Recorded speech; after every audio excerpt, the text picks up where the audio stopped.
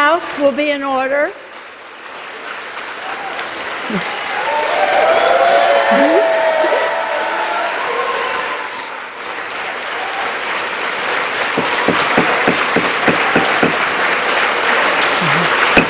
The House will be in order.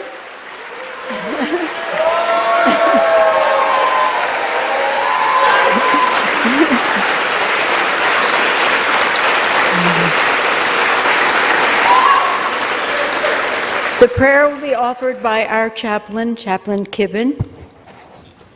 Would you pray with me? Today, O God, we lay before you our petitions, prayers, intercessions, and thanksgiving. We request that you bestow upon us the joy of your presence among us, that when we look upon the faces of those who labor in these halls, known and unknown, elected or employed, we may see your image. We pray for the health and welfare of this illustrious body, that as the scenery changes and the actors move on, around, or off the stage, you will uphold each one. Guide them in the roles you have called them to fulfill, and grant them wisdom to discern the way you would have them go. Lord, may our prayers serve as an intercession for those who do not have enough courage or strength to speak their own needs, for those who haven't enough faith to trust what lies ahead, and for those who do not know how to receive the mercy you offer us. Then accept our offerings of thanksgiving to you for the bounty you lay before us, the gift to labor, to serve, and contribute our energies wherever you call us, but especially here in this, our nation's capital. May our words be good and pleasing to you as we pray them in your most holy name. Amen. Thank you. The chair has examined the journal of the last day's proceedings and announces to the House her approval thereof. Pursuant to Clause 1 of Rule 1, the journal stands approved. The Pledge of Allegiance will be led by the gentleman from South Carolina, Mr. Wilson.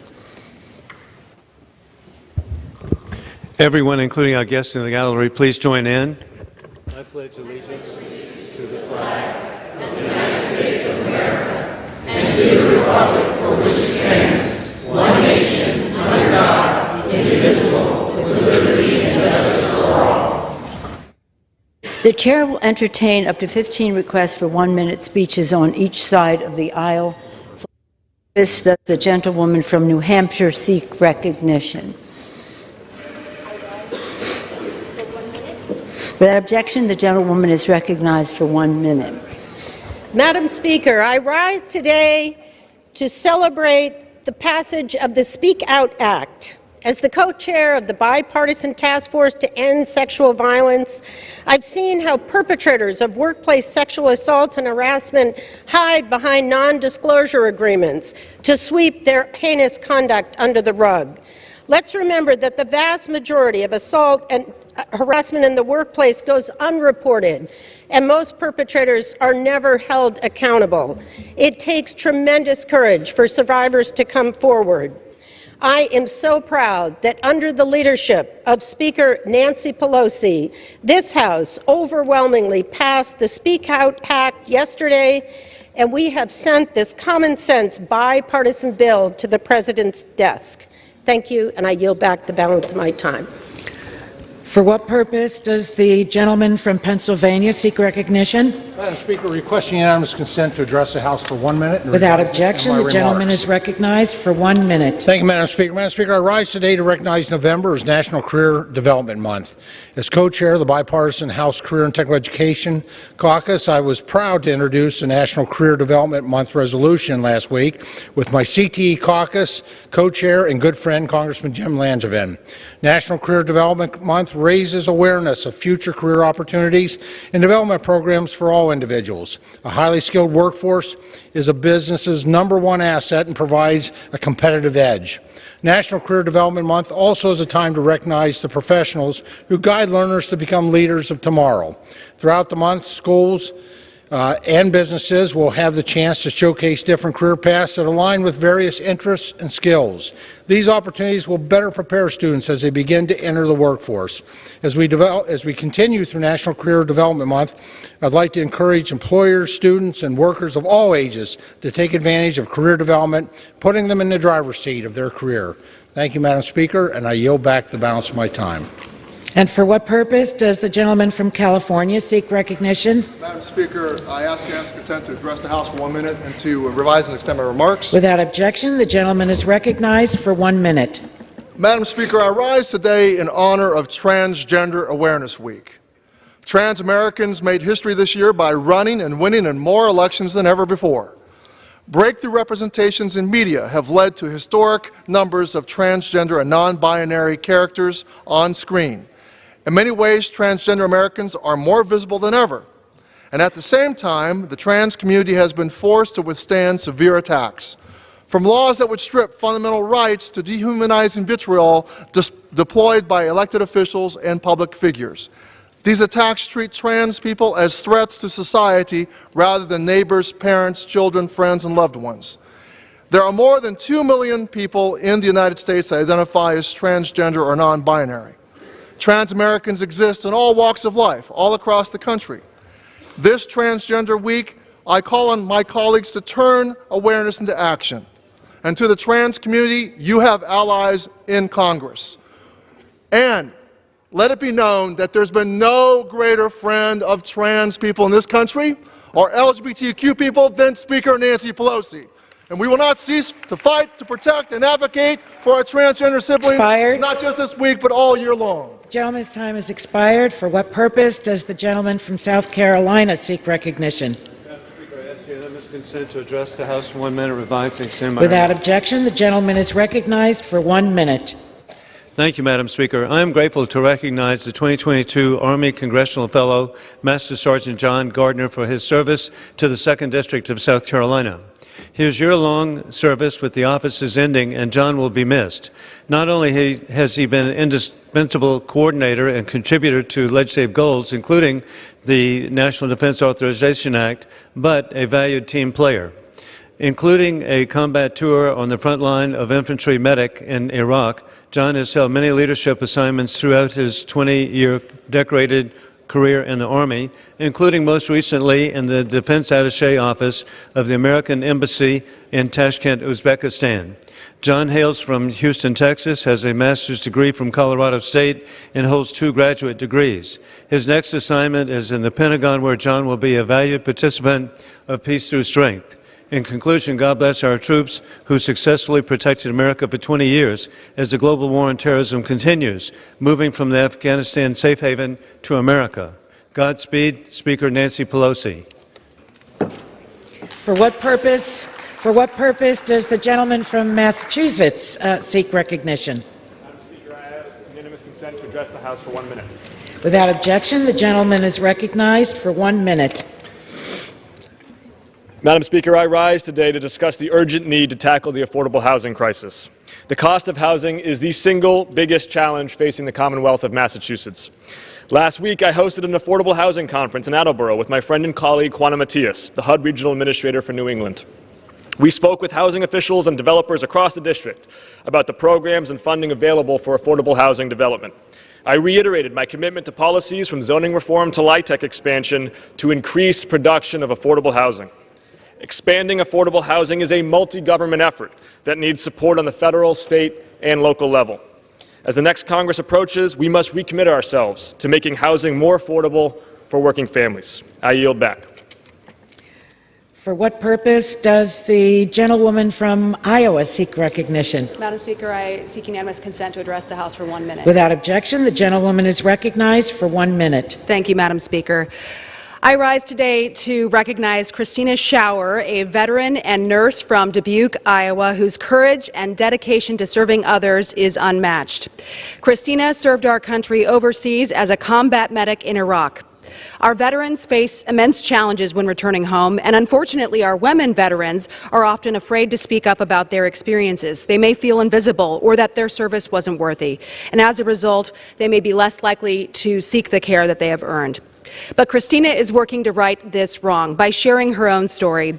She has championed women veteran visibility, empowering her sisters in sacrifice to talk more about their service and seek the health care and the benefits they deserve. So Christina, thank you for your service and for your commitment to empower women veterans. You are an inspiration to all of us. So I yield back the balance of my time. Thank you, Madam Speaker. For what purpose does the gentleman from Illinois seek recognition? Speaker, I ask unanimous consent to address the House for 1 minute and revise and extend. Without objection, the gentleman is recognized for 1 minute. Madam Speaker, I rise today to honor the life of my friend Karen Sutton, who recently passed away after a long, hard fight with cancer. Karen spent much of her life in Springfield and was a valued member of our community, always volunteering and attending events all the way up to a few weeks before she passed. After a long and successful career in data processing, Karen retired from the Illinois Department of Health in 2002. Karen spent much of her time in the bowling alley, playing in multiple leagues and eventually becoming the league secretary. Karen also enjoyed traveling to national Mustang shows where she won many awards. These shows, put on by the Mustang Club of America, allowed Karen to connect with a community of drivers from all over the nation whom she greatly valued. She was also praised for her hard work in helping the judging secretaries during these fun yet competitive events. I'm grateful to have known Karen and her husband Carol for many years, and I'm thankful for all of her work to make our community a better place to live. Karen is survived by her husband Carol, daughter Julie, and son Brent. My condolences to the entire Sutton family during this difficult time. Karen, may you rest in peace. Yield back. For what purpose does the gentleman from Mississippi seek recognition? Madam Speaker, I ask unanimous consent to address the House floor for 1 minute and to advise and extend my remarks. Without objection, the gentleman is recognized for 1 minute. Thank you. Madam Speaker, I rise today to honor the 100-year anniversary of the Mississippi Farm Bureau Federation. Mississippi Farm Bureau is the largest agricultural organization in the state and represents the social and economic interests of farmers, ranchers, and rural communities. Its statewide grassroots structure allows it to be an effective organization representing and promoting 17 commodities in Mississippi. The organization is a valuable resource on issues of importance to our farm families, and it works with federal and state lawmakers to advocate for these priorities. I look forward to continuing to work with Mississippi Farm Bureau on important agriculture issues in the future. May God bless our farmers, and may God continue to bless Mississippi Farm Bureau. Thank you, and I yield back. For what purpose does the gentleman from California seek recognition? Seek unanimous consent to address the House for 1 minute and revise and extend remarks. Without objection, the gentleman is recognized for 1 minute. Thank you, Madam Speaker. As I watch my home state of California go down in flames, literally, as we watch how we're running out of electricity, we're running out of water, our store shelves are having less and less food varieties available, our farmers being pushed out of business, our farm workers being pushed out of business. As we see all these things happen with mandates coming down the pike, requiring more and more electricity has to be renewable. What is the answer in California? Let's tear down some hydroelectric dams in my district and Mr. Bentz's district. Let's tear them down. We're going to lose green power. We'll go do it over the objections of the people that live there and have objected by over 70% to the removal of these dams, all for an unproven environmental benefit.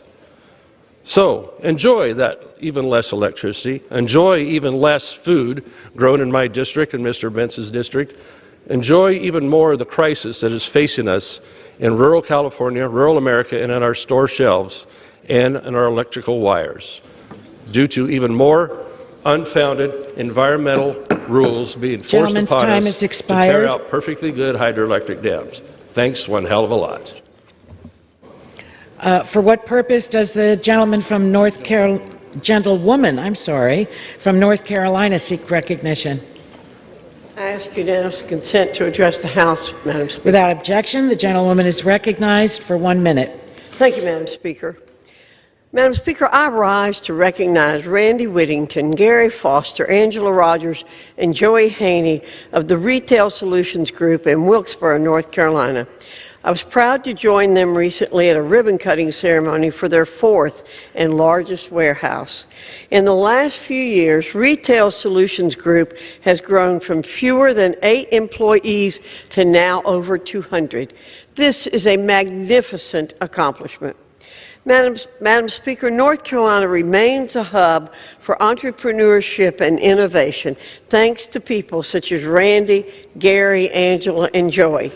Congratulations to Retail Solutions Group on this new and exciting chapter. I look forward to hearing more about the strides you will make in the days and months ahead. I yield back. For what purpose does the gentleman from Pennsylvania seek recognition? Speaker, I request unanimous consent to address the House for 1 minute. Without objection, the gentleman is recognized for 1 minute. Madam Speaker, as we here in the House and our country come near the close of 2022, the United States has gone through the worst year on our record for illegal border crossings. Meanwhile, we have a Homeland Security Secretary that tells us regularly that the border is secure. Just this last month, over 230,000 illegals have crossed that we know of. Along with this, gasoline prices are over $4 a gallon again, and the cost of Thanksgiving for most families will be over 20% what it was last year. This has been a troubling year. America needs a new course. This House needs a new course, a new direction, and new priorities that strengthen America and Americans. I yield back. Gentleman yields back. For what purpose does the gentlewoman from California seek recognition? Madam Speaker, I ask unanimous consent to address the House for 1 minute. Without objection, the gentlewoman is recognized for 1 minute. Thank you, Madam Speaker. Madam Speaker, as we gather here, we stand on sacred ground, the chamber of the United States House of Representatives, the heart of American democracy. I will never forget the first time I saw the Capitol. It was on a cold January day when I was 6 years old. My father, Thomas D'Alessandro Jr., was about to be sworn in for his 5th term in Congress, representing our beloved hometown of Baltimore. I was riding the car with my brothers, and they were thrilled and jumping up and down and saying to me, Nancy, look, there's the Capitol. And every time I'd say, I don't see any Capitol. Is it a capital A, a capital B, or a capital C? And finally, I saw it. A stunning white building with a magnificent dome. I believed then, as I believe today, this is the most beautiful building in the world because of what it represents. The Capitol is a temple of our democracy, of our Constitution, of our highest ideals. On that day,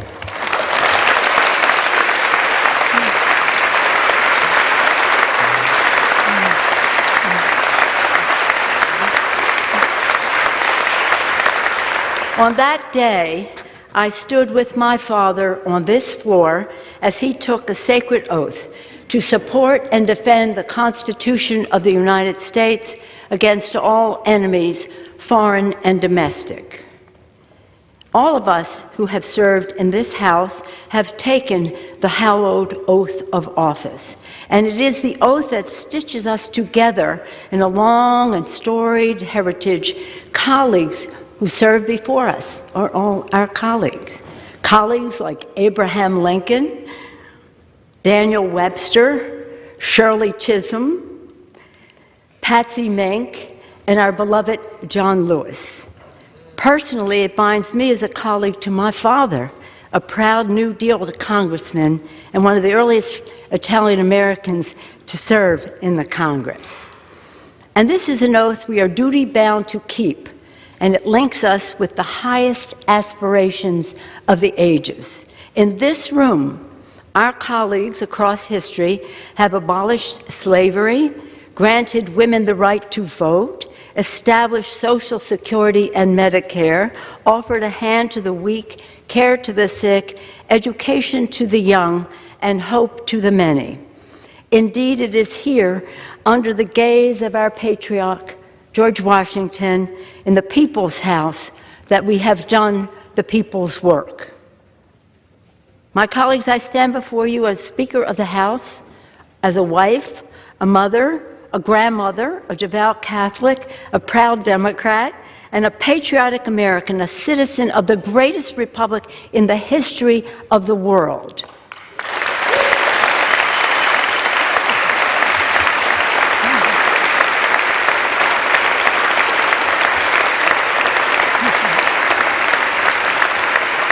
Which President Lincoln called the last best hope on earth. Indeed, in the words attributed to another of our colleagues, the legendary Daniel Webster, he said, "Hold on, my friends, to the Constitution of your country and the government established under it. Miracles do not cluster. That which has happened but once in 6,000 years cannot be expected to happen often." Indeed, American democracy is majestic, but it is fragile. Many of us here have witnessed its fragility firsthand, tragically, in this chamber.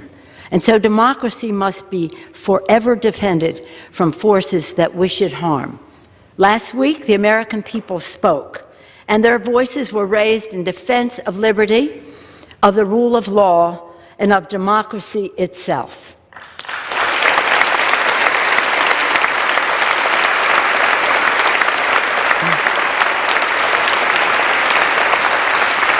With these elections, the people stood in the breach and repelled the assault on democracy. They resoundingly rejected violence and insurrection, and in doing so, gave proof through the night that our flag was still there.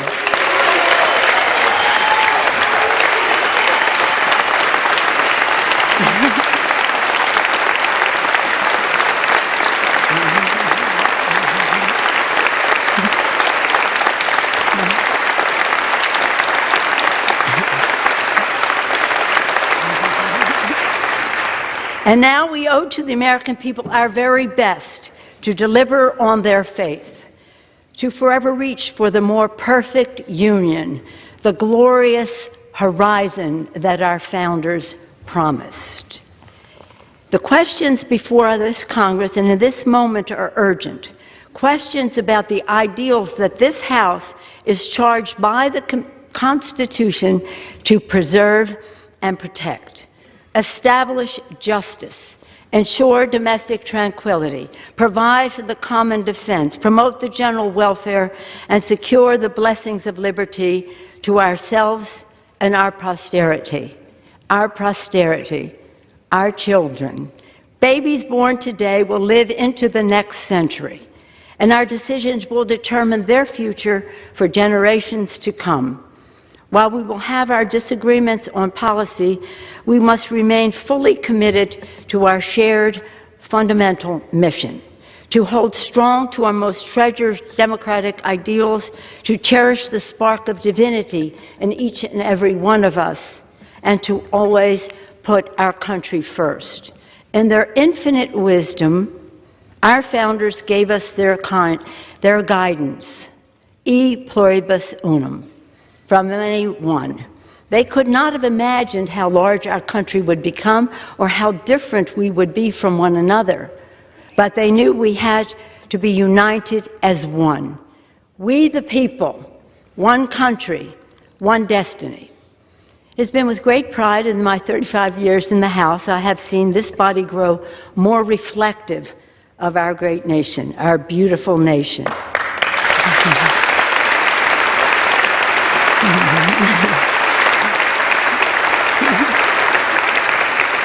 When I came to the Congress in 1987, there were 12 Democratic women.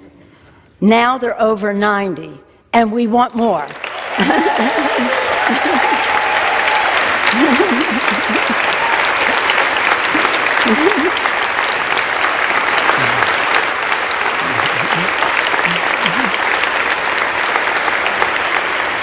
The new members of our Democratic caucus will be about 75% women, people of color, and LGBTQ.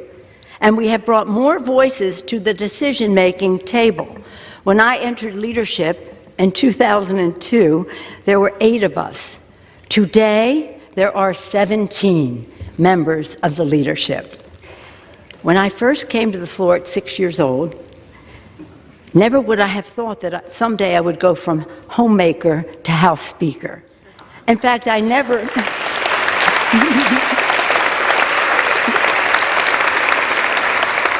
In fact, I never intended to run for public office. Mommy and Daddy taught us through their example that public service is a noble calling and that we all have a responsibility to help others.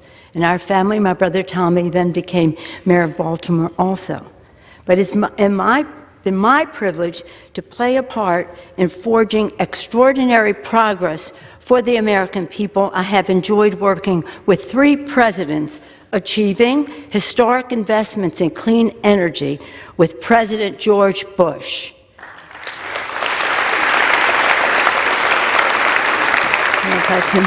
Transformative health care reform with President Barack Obama.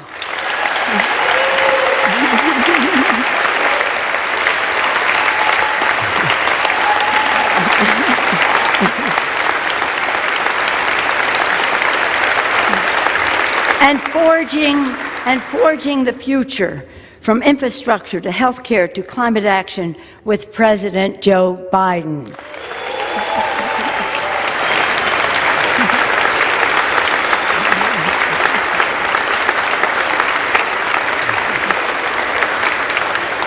Now we must move boldly into the future, grounded by the principles that have propelled us this far and open to fresh possibilities for the future. Scripture teaches us that for everything there is a season, a time for every purpose under heaven. My friends, no matter what title you all, my colleagues, have bestowed upon me, speaker, leader, whip, there is no greater official honor for me than to stand on this floor and to speak for the people of San Francisco. This I will continue to do as a member of the House, speaking for the people of San Francisco, serving the great state of California, and defending our Constitution. And with great confidence in our caucus, I will not seek re-election to Democratic leadership in the next Congress. For me, the hours come for a new generation to lead the Democratic caucus that I so deeply respect. And I'm grateful that so many are ready and willing to shoulder this awesome responsibility. Madam Speaker, standing here today, I'm endlessly grateful for all of life's blessings. For my Democratic colleagues whose courage and commitment with the support of your families have made many of these accomplishments possible. In fact, could not have been done without you.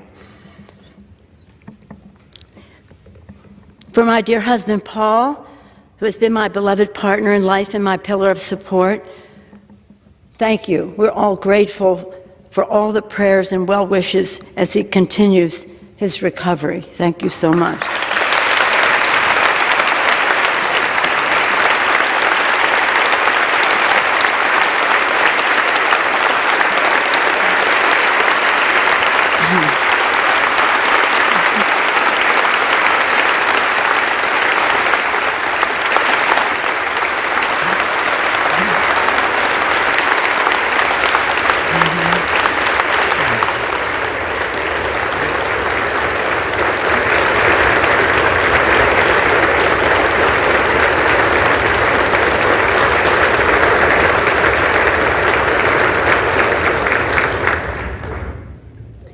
For our darling children, Nancy, Corinne, Christine, Jacqueline, Paul, and Alexandra, and our grandchildren, Alexander and Madeline, Liam, Sean, and Ryan, Paul and Thomas, Bella and Octavio, they are the joys of our lives for whom and we are so very, very proud of them and a comfort to us at this time.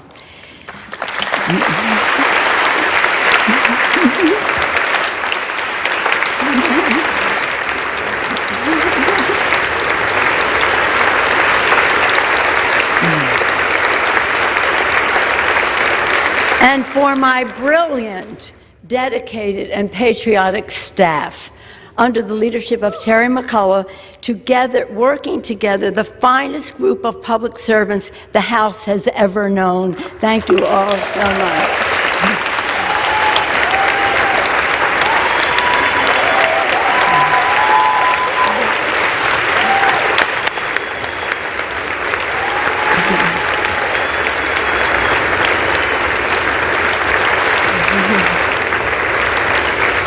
And again, for those who sent me here, for the people of San Francisco, for entrusting me with the high honor of being their voice in Congress. In this continued work, I will strive to honor the call of the patron saint of our city, St. Francis.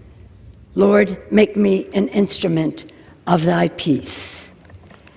In this house, we begin each day with a prayer and a pledge to the flag. And every day, I am in awe of the majestic miracle that is American democracy.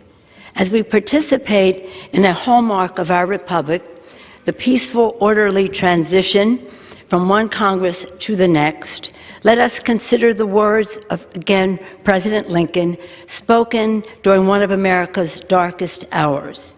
He called upon us to come together, to swell the chorus of the Union, when once again touched, as surely they will be, by the better angels of our nature. That again is the task at hand. A new day is dawning on the horizon, and I look forward, always forward, to the unfolding story of our nation, a story of light and love, of patriotism and progress, of many becoming one, and always an unfinished mission to make the dreams of today the reality of tomorrow.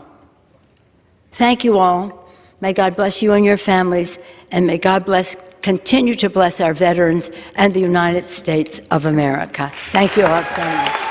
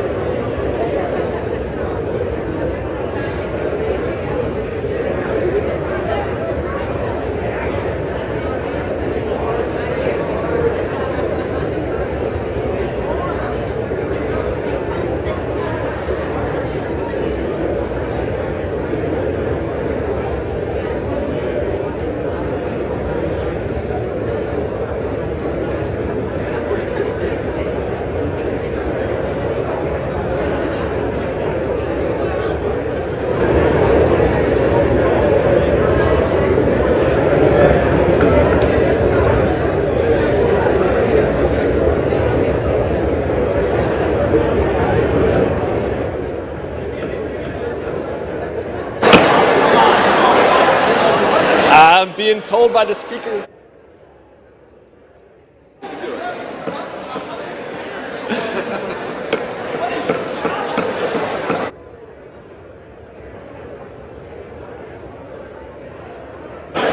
What's the first?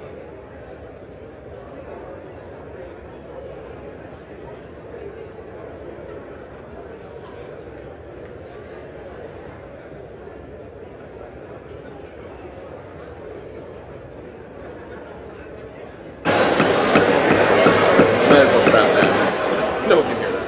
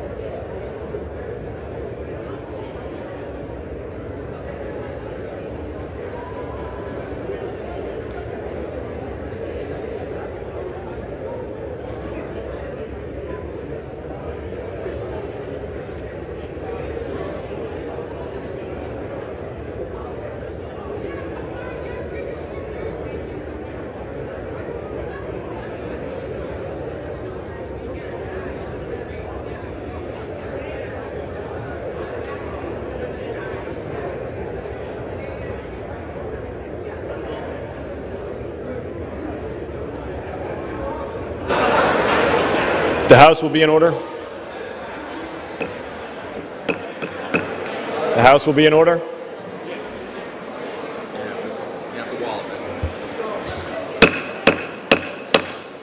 The House will be in order.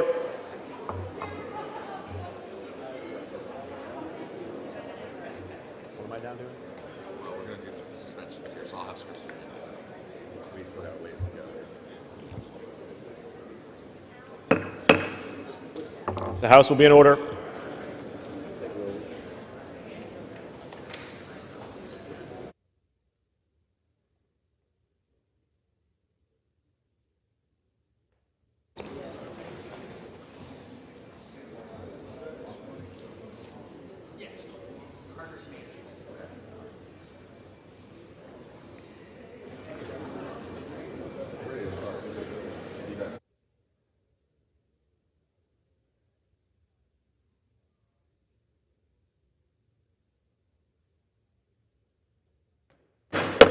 The House will be in order.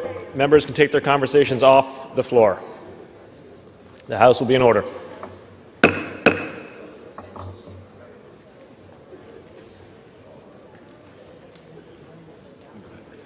Pursuant to Clause 8 of Rule 20, the Chair will postpone further proceedings today on motions to suspend the rules on which a recorded vote of the yeas and nays are ordered, or votes objected to under Clause 6 of Rule 20. The House will resume proceedings on postponed questions at a later time. The House will be in order. Members are asked to take their conversations off the floor. The House will be in order.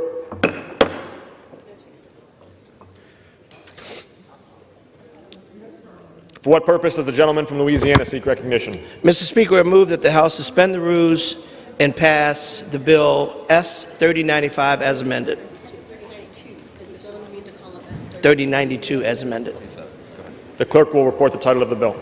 Senate 3092, an act to amend the Robert T. Stafford Disaster Relief and Emergency Assistance Act to improve the provision of certain disaster assistance and for other purposes. Pursuant to the rule, the gentleman from Louisiana, Mr. Carter, and the gentleman from California, Mr. Lamalfa, each will control 20 minutes. The chair recognizes the gentleman from Louisiana. Mr. Speaker, I ask unanimous consent that all members may have 5 legislative days within which to revise and extend the remarks and include extraneous material on S-3092 as amended. Without objection, so ordered. Madam Speaker, I yield myself as much time as I may consume. Gentleman is recognized for such time as he may consume. I rise in support of S-3092, the Fire Act. This legislation, led by Representative Lofgren in the House and Senator Padilla in the Senate, is designed to ensure FEMA's preparedness and response efforts address the unique nature of wildfires. The bulk of FEMA's programs are designed to serve the victims of disasters caused by floods and hurricanes. However, climate change has made this threat of wildfire in communities grow each year. FEMA must serve all disaster survivors equally and adapt their programs to meet the challenges of wildfires. This legislation encourages FEMA to pre-deploy assets during times of high risk of fire, evaluate public assistance eligibility post-fire, address equity and of assistance for tribal communities, and require trainings for crisis counselors and caseworkers to ensure that they are equipped to meet the needs of economically disadvantaged survivors. I support this effort and ask my colleagues to do the same. I reserve the balance of my time. Gentleman reserves. The gentleman from California is recognized. Madam Speaker, I yield myself as much time as I may consume. Gentleman is recognized for such time as he may consume. Thank you, Madam Speaker. S-3092, the Fire Act, makes changes to increase congressional oversight and garner further insight into FEMA's process for wildfire disasters and enacts reforms related to disaster assistance. Specifically, this bill directs FEMA to report to Congress on cost-effective housing solutions and challenges or inconsistencies in the application or assistance in the wake of wildfires.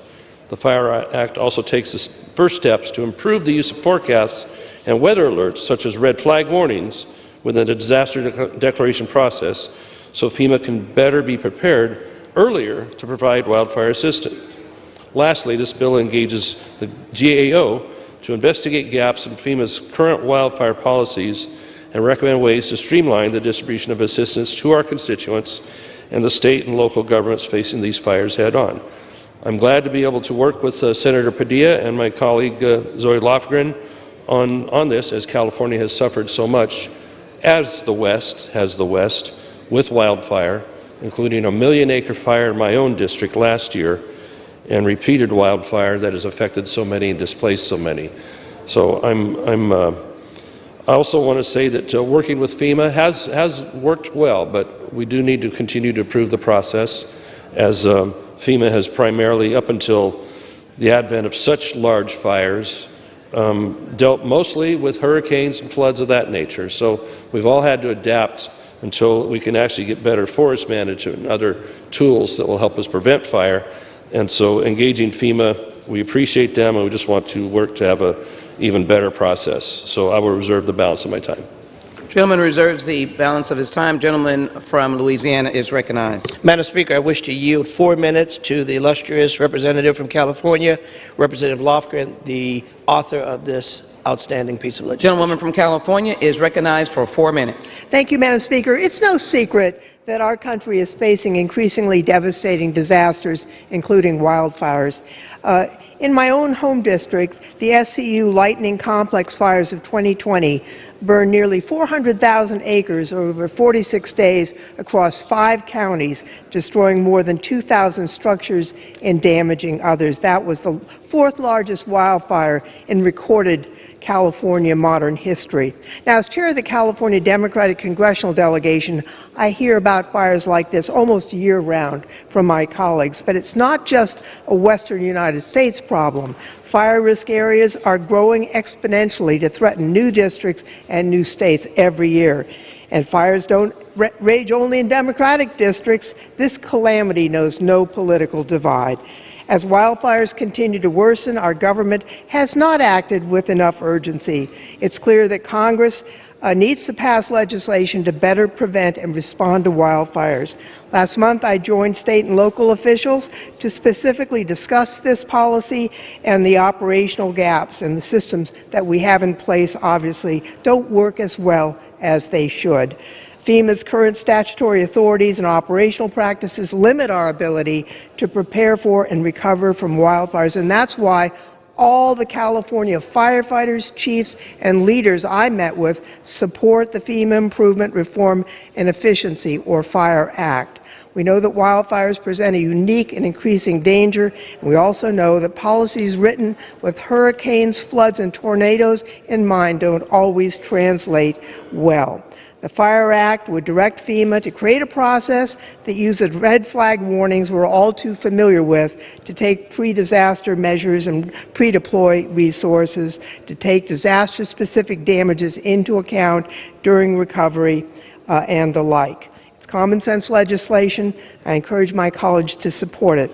I would like also to thank the co-leads on this bill, Congressman Thompson, Huffman, and Panetta, for recognizing the importance of this legislation and for their hard work, as well as Senator Padilla for his leadership in the Senate on this bill. I'd like to thank Speaker Pelosi and Majority Leader Hoyer for their efforts to bringing this to the floor, and I'd also like to recognize Ranking Member Graves and, of course, Congressman LaMalfa for working with us on reaching agreement on something that I think will be able to pass the Senate.